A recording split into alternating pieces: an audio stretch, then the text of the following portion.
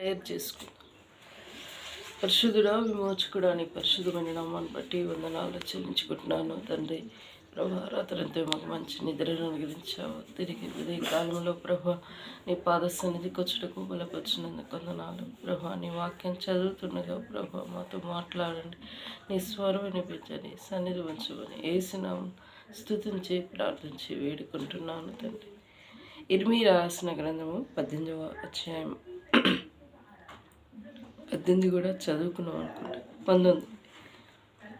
యెహోవా ఇలాగ సెలవిచ్చుచున్నాడు, నీవు వెళ్ళి కుమ్మరి చేయు వంటి పూజను కొని జనుల పెద్దలలో కొందరిని, యాజకుల పెద్దలలో కొందరిని పిలుచుకొని పోయి హర్పీతు గుమ్మపు ద్వారమునకు ఎదురుగా నున్న బెన్ హిన్నోము లోయలోనికి పోయి నేను నీతో చెప్పబో మాటలు అక్కడ ప్రకటింపు.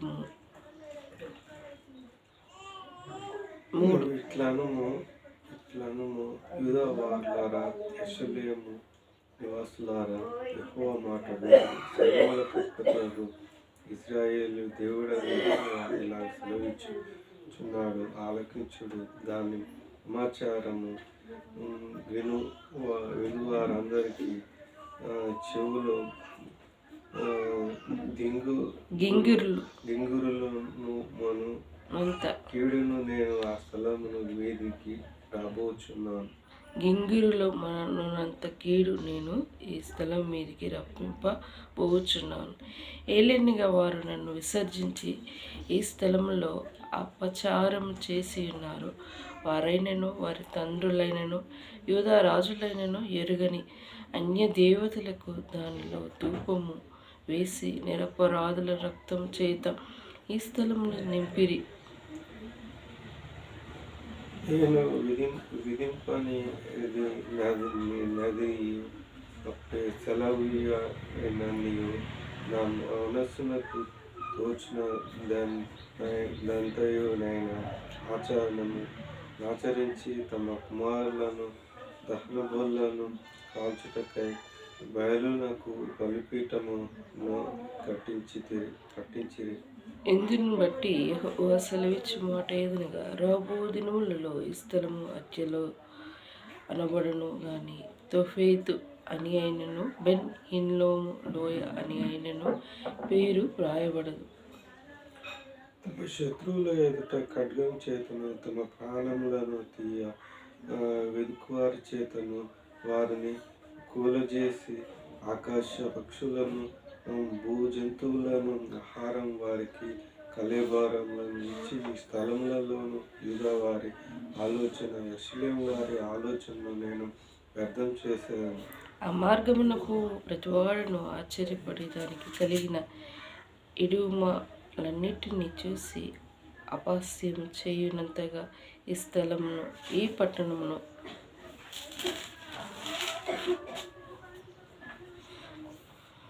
పాడుగాను అపహాస్యాస్పదంగాను నేను చేసేదను. వారు తమ కుమారుల మాంసమును తమ కుమార్తెల మాంసమును తినున్నట్లు చేసేదను. తమ ప్రాణము తీయవెదుకు శత్రువులను తమకి ఇబ్బంది కలిగించుటకై వేయి ముట్టడిని బట్టి దాని వలన కలిగిన ఇబ్బందిని బట్టి వారిలో ప్రతివాడు తన చెలికాని మాంసం తిను. ఈ మాటలు చెప్పిన తర్వాత నీతో కూడా వచ్చి మనుషులు చూచుండగా నువ్వు కూజాను పలుగొట్టి వారితో ఇలాగనవలను, సైన్యముల అధిపతి యెహోవా ఇలా సెలవిచ్చున్నాడు, మరలా బాగు చేయు శక్యమైన కుమారి పాత్ర ఒకటి పలగొట్టునట్లు నేను ఈ జనంలోని ఈ పట్టణంలోని పగలగొట్టి పోచున్నాను. తుఫానుతోనూ పాతిపెట్టుటకు స్థలం లేక పోవునంతగా వారు అక్కడనే పాతిపెట్టబడుదురు.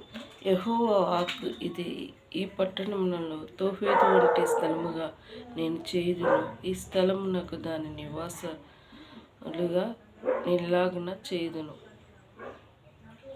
యెరూషలేము ఇండ్లను యూదా రాజుల నగరులను ఈ తోఫెతు స్థలములలోనే అపవిత్ర ఏ ఇండ్ల మీదను జనులను ఆకాశ సమస్యలను సమూహమును దేవతలకు ధూపంగా వేయుదురో, లేక అన్య దేవతలకు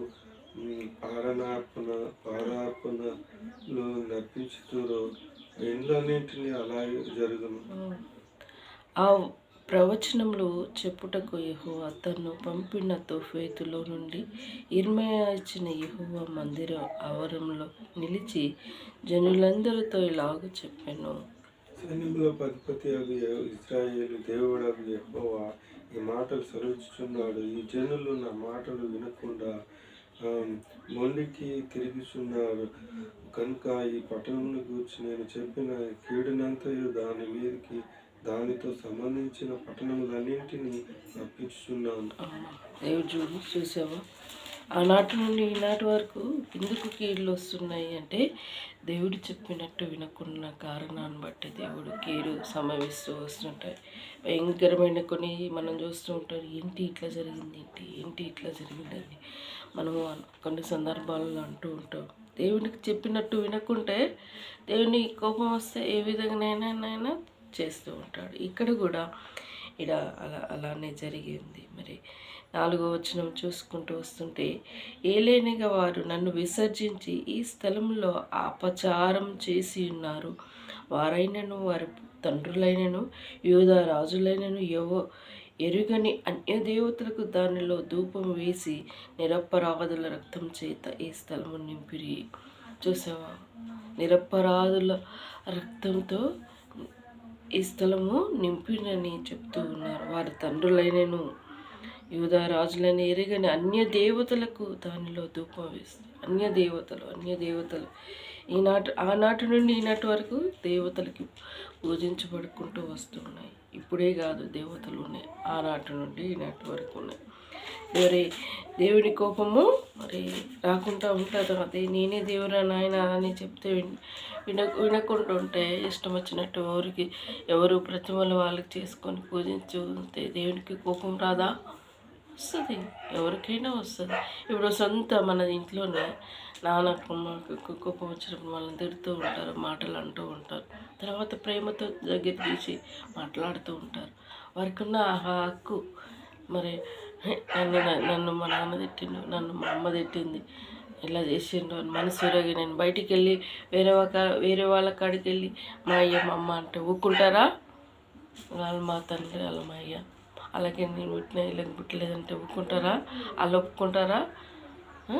ఒప్పుకోరు. ఇక్కడ కూడా దేవుని విడిచిపెట్టి అన్య దేవతలను పూజించుకుంటూ వస్తుంటే దేవుని కోపము మరి ఆ ప్రాంతం కూడా లాస్ట్ వచనం చూస్తుంటే, సైన్యములకు అధిపతి ఇశ్రాయేలు దేవుడినగు యెహోవా ఈ మాట సెలవిచ్చుచున్నాడు. ఈ జనులు నా మాట వినకుండా మొండికి తిరిగి ఉన్నారు కనుక ఈ పట్టణము గురించి నేను చెప్పిన కీడంతయు దాని మీదికి దానితో సంభవించిన పట్టణములన్నిటి మీదికి రప్పింతును అంటున్నాను. కీడు రప్పిస్తానంటున్నాను. దేవుని కోపం వస్తే కీడు చేస్తూ ఉంటాడు. ఒకనే కాదు, విననొల్లని ప్రజలుగా ఉండి ఆ కీడికి మనము ఉగ్రత పాలు కావటానికి మనం ఉంటున్నామా? ఉండకూడదు. దేవుని మాటలు వినాలి, గ్రహించాలి, ఆలకించాలి, నమ్మాలి. ఈ రోజులలో ప్రతి ప్రాంతంలో దేవుని సువార్త ప్రకటింపబడుతూ ఉన్నది. ఎక్కడ చూడు ప్రకటింపబడుతుంది. ఎందుకు? మరి దేవుని రాకడ సమీపంలో ఉన్నది. నిన్న దైవజనుడు సేవకుడు చెప్పుకుంటూ వస్తూ ఉన్నాడు, దేవుని సువార్త చెప్పిన వాళ్ళకి శ్రమలు ఉంటాయి కంపల్సరీ. ఇష్టం వచ్చినట్టు కొడుతూ ఉంటారు, చంపేస్తూ ఉంటారు. సువార్త చేసిన వారికి ప్రాణానికి తెగించి సువార్త చేస్తానికి బయలుదేరుతారు. బ్రతుకుట క్రీస్తే చావైతే లాభమని అపొస్తలుడైన పౌలు చెప్పబడిన రీతిగా ఆనాటి నుండి ఈనాటి వరకు దైవజనులు ఆయన సువార్త ప్రకటించుకుంటూ వస్తున్నారు. చచ్చిపోయినా దేవుని కోసమే, బ్రతికినా దేవుని కోసమే. కానీ ఈ లోకంలో మరి అన్నీ సంపాదించుకొని ప్రాణం పోగొట్టుకొని ఆరిన అగ్నిగుండంలో నరకానికి వెళ్ళట కంటే ప్రాణం ఎన్ని రోజులున్నా బ్రతికి ఉన్నా చచ్చినా దేవుని కోసమే కదా. వారు తెలియక కొన్ని సందర్భాల్లో చంపుతూ ఉంటారు. అది దేవుని కోసమే హతసాక్షి అయిపోతే తప్పే ఉందని దైవజనులు దేవుని స్వార్థ చేయడానికి బయలుదేరి ప్రకటిస్తూ ఉంటారు. అది గొప్ప విషయం. ఆనాటి నుండి ఈనాటి వరకు హతసాక్షులైన వారు ఉన్నారు. అందరికీ ఆ భాగ్యం రాదు, కానీ అది దేవుని ఉద్దేశం, దేవుని చిత్తం. కానీ ఆ రక్తము నశించిన వారికి మన సాక్షిగా ఉంటుంటుంది. పోయిన సంవత్సరము దైవజనుని చంపారు. ఎవరిని? ప్రవీణ్ పగడాల గారిని. అంతా అసలు చంపేసి ఎట్లా క్రియేట్ చేశారు, బాగా తాగిపోయి బండి మీద పోయి ఇట్లా తాగి చచ్చిపోయినట్టే. తాగిన వాళ్ళు యాక్సిడెంట్ అయితే ఏ పార్టు మిగిలిపోదు. యాక్సిడెంట్ అయ్యి ఇట్లా తాగి చంపేసిండు, చచ్చిండు అని ఎన్ని పుకార్లు చేశారు, ఎన్ని పుకార్లు. మనకు తెలుసు, ఒక బండి గుద్దుకుంటేనే అక్కడ ఏదో ఒక ఫ్రాక్చర్ అయిపోతుంది, పని చేయదు, అది ఏదో ఇరిగిపోతుంది. కానీ ఆయనని కావాలని చంపేసి, అసలు భయంకరంగా ఆయనని హింసించి చంపేసి ఎక్కడో వదిలేసిపోతే చేశారు. ఎంత భయంకరం మనుషులు. ఈ లోకంలో ఆయన చంపి మళ్ళీ పోలీసులకు ఎప్పట్లాగానే పోలీసులకు చెప్పి ఇలాంటివి చేశారు. తాగిపోయి వచ్చి చంపి ఆయన గురించి ఎవరు ఎంక్వైరీ చేసే ఆయన పోలీసులు కూడా అసలు కరెక్ట్ ఇన్ఫర్మేషన్ ఇవ్వలేదు. ఎన్ని విధాల కోర్టు ఆ ఒక్క సాక్ష్యము అది కరెక్ట్గా క్లియర్ చేయడానికి కోర్టుకి సంప్రదించి ఎన్ని చేసినా ఎన్నో విధాలు చేస్తూ ఉంటారు. ఒకటి మాత్రం తెలుసు, దేవునికి తెలుసు. మరి ఆయన చంపబడిన వ్యక్తులు నశించిపోవాలని మనం ప్రార్థన చేస్తామా? రక్షింపబడాలని ప్రార్థన చేస్తాం. ఎందుకు? తెలియక చేశారు ప్రభు, తెలిస్తే చెయ్యరు కదా అని తన భార్య కూడా క్షమించి వదిలేసింది. ఒక్క మాట మీడియా ముందుకు వచ్చి నా భర్త ఇట్లా తాగడు, అలా చనిపోలేదు, చంపేశారని ఒక్క మాట మీడియా ముందుకు వస్తే ఆ యాక్షన్ కరెక్ట్గానే తీసుకోను. కానీ చెప్పడానికి తన ముందుకు వెళ్ళిపోలేదు. ఎందుకంటే దేవుడు చూస్తూ ఉన్నాడు. ప్రతి ఒక్క ఆంతర్యమును ఎరిగి ఉన్న దేవుడు. దేవునికి తెలియదా? తెలుసు. దేవునికి తెలుసు మనం చేసే మన క్రియలన్నీ ఆయనకు తెలుసు. మరి హతసాక్షి ఆయన అయిపోయాడు. చంపబడిన వారికి ఆయన విషయమే దోషారోపణ శిక్ష అనేది ఉంటుంది. అందుకే ప్రకటనల గ్రంథంలో ఏమైనా ఉన్నది? విగ్రహ ఆరాధిక అగ్ని గంధకములు, అరాంతకులు, వ్యభిచారులు, విగ్రహ ఆరాధికులు వీరందరట అగ్ని గంధకంలో పండు గుండంలో పాల్గొంటారు. ఇదే మరణం. రెండో మరణం నుండి తప్పించుకోవడానికి వాళ్ళకి ఆస్కారం ఉన్నది. రెండో మరణానికి పాల్గొనడానికి వారు వెళ్ళిపోతారు. ప్రభా, అందుకే నరహంతకులను కూడా దేవుడు ప్రేమిస్తూ ఉంటాడు. ఎందుకు? నువ్వు యేసుప్రభుని కాడ ఒప్పుకో. నువ్వు ఒప్పుకుంటే నువ్వెంత ఘోర పాపమైన నరహంతకుడు అయినా దేవుడు నిన్ను మంచి వ్యక్తిగా చేస్తుంటాడు. విజయవాడలో మనం ట్రైనింగ్ చేసినప్పుడు అక్కడ మనం ఉన్నప్పుడు నీకు గుర్తుకులేదో, అక్కడ ఒక దైవజనుడిని చూశాను. ఆయన పెద్ద సాక్ష్యం ఏంటంటే, ఆయన యవనస్తులుగా ఉన్నప్పుడు పెద్ద రౌడీ అట, మనుషులకు చంపేసే అంత రౌడీ అట. అలాంటి వ్యక్తిని దేవుడు మార్చిన దేవుడు ఎంత ఘోర పాపనైనా మార్చేస్తాడు. This exactly correct. ఆ అంకుల్ సాక్ష్యం చెప్పినప్పుడు నాకు భయం అనిపించేది. మనిషిని చంపడం అంటే అది భయంకరమైన విషయం. ఇప్పుడు మనం చూస్తూ ఉన్నాం, ఆ టీవీలలో చూసినట్టు రియల్గా చూస్తున్నాం. కొన్ని సందర్భాలు చంపేస్తున్నారు. ఎంత భయంకరమైన క్షణితావంలో చంపేస్తున్నారు. నరహంతకులుగా మారిపోతూ ఉన్నారు. మరి ఎంత భయంకరమైన విషయం. ఎంత కోపం వచ్చినా, ఎంత తెచ్చినా కొట్టి చేస్తాయి. కానీ చంపేంత ద్వేషం వారిలో ఇక వీడు వేస్ట్, వీడిని చంపేయాలని డిసైడ్ అయితే కదా వాడు ఏ విధంగానే చంపేస్తాడు. అంత భయంకరమైన విషయం, అంత భయంకరమైన విషయం. నరహంతకులుగా ఈ లోకంలో పాపము విస్తరింపబడుతూ ఉన్నది. మనం టీవీలలో చూస్తూ ఉన్నాం, న్యూస్లలో చూస్తున్నాం, పేపర్లలో చూస్తున్నాం, ఇలాంటి ఎన్నో చూస్తూ ఉన్నాం. దేవుడు నరహంతకుల్ని కూడా ప్రేమించేవాడు. నువ్వు యేసుప్రభు కావచ్చు, ప్రభా నేను భయంకరమైన పాపిని ప్రభా అని ఒప్పుకుంటే, నువ్వు ఎంత ఘోరమైన పాపివైనా దేవుడు నిన్ను క్షమించి ఆయన నీతిమంతుడిగా చేస్తూ ఉంటాడట. ఆయన దేవుడు నీతిమంతుడు కనుక నిన్ను కూడా నీతిమంతుడిగా తీర్చిదిస్తాడు. ఒక మంచి వ్యక్తిగా తీర్చిదిద్దబడతాడట. అంత గొప్ప వాక్యం. ఆ అంకులు సాక్ష్యం చెప్పినప్పుడు నేను అలా జీవించే వ్యక్తిని, నన్ను దేవుని ఒకనొక దినమున దేవుడు నాకు ఒక సువార్త నాకు వినబడింది.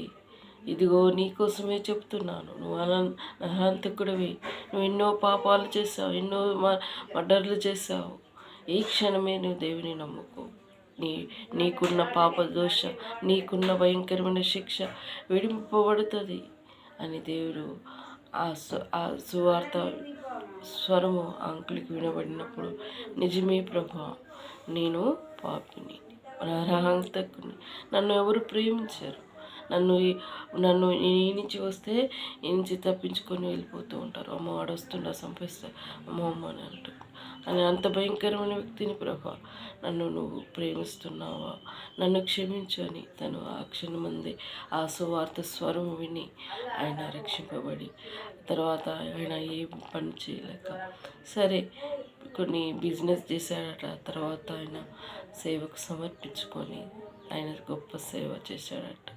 ఆయన ఎంత గొప్ప సేవకుడు అయిపోయాడు.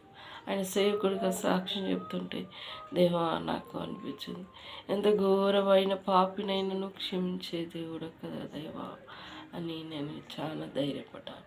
నిజమే, ఈ లోకంలో ఎవరు ప్రేమించరు, ఎంత ఘోర పాపిని ఎవరు ప్రేమించరు. నువ్వు ఈ తప్పు చేసినాగా అని ఎత్తి చూపే మనుషులే ఉంటారు, కానీ క్షమించి వదిలేసే మనుషులు ఎవరికి లేదు, అధికారం లేదు, అలాంటి మనసు కూడా లేదు.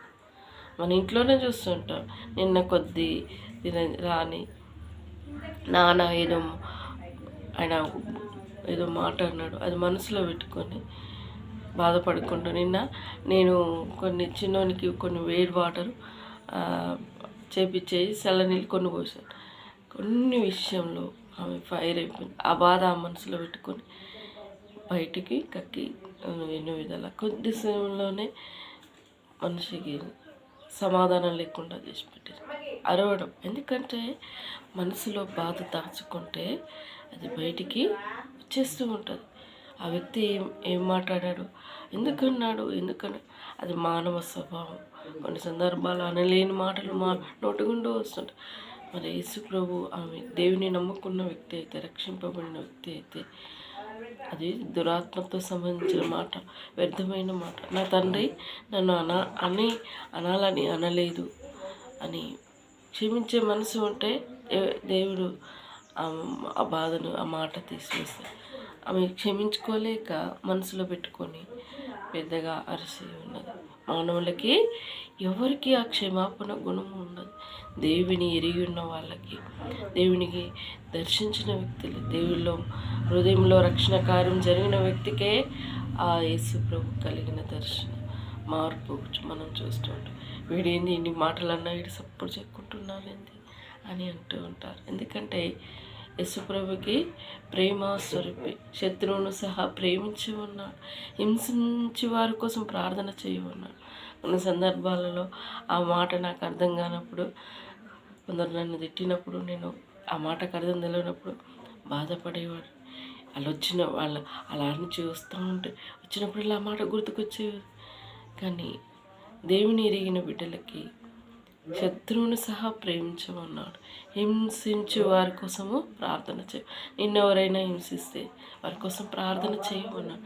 ప్రభా, ఈ మాట చేత నన్ను బాధ పెట్టాడు ప్రభా, వారి మనసు మార్చు ప్రభా, ఏం చేశాడో, ఎందుకన్నాడు అని దేవుని కాడ ప్రార్థన చేస్తే దేవుడు వారి మనసును మార్చిస్తాడట. మనకి ఆ సమాధానం ఉంటుందట, ఆ బాధ పోతుందట. అలా మనం ప్రార్థనతో జీవించాలి. మనం ఏం చేస్తూ ఉంటావు?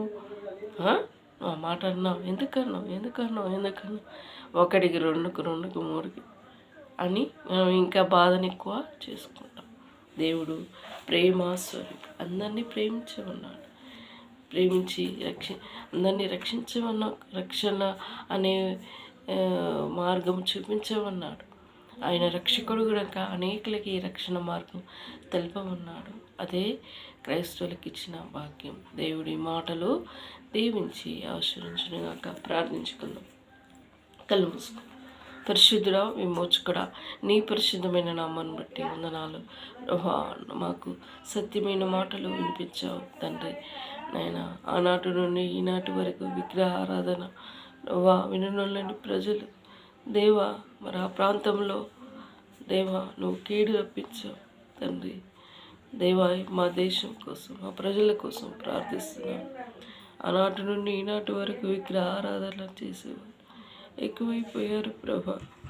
వారిని బట్టి నువ్వు కీడును రప్పిస్తామని అన్నావు ప్రభా. మాకొచ్చే కీడు ప్రభా నువ్వు ఎరిగిన దేవుడు ప్రభా.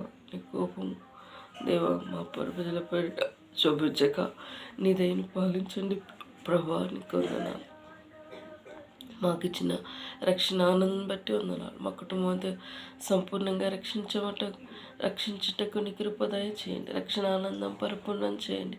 క్రీస్తు కలిగిన మనస్సు దేవా మాకందరికీ దయచేయండి. మా కుటుంబంలో నీకు పరిపూర్ణమైన రక్షణ ఆనందం దయచేయమని ప్రార్థిస్తున్నాను దేవా. ఇంతవరకు ప్రేమించి ఇచ్చిన సమయాన్ని బట్టి స్తుతిస్తున్నాను. నా భవిష్యత్తు తమని భవిష్యత్తు నీ కృపగల హస్తంలో కప్పచెప్తున్నాను.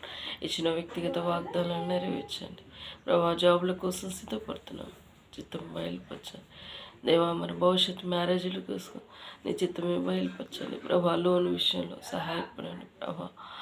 మార్గం సరళపరచండి. ప్రేమతో పంపిన ప్యాకేజీని రిసీవ్ చేసుకుంటూ సహాయపడండి.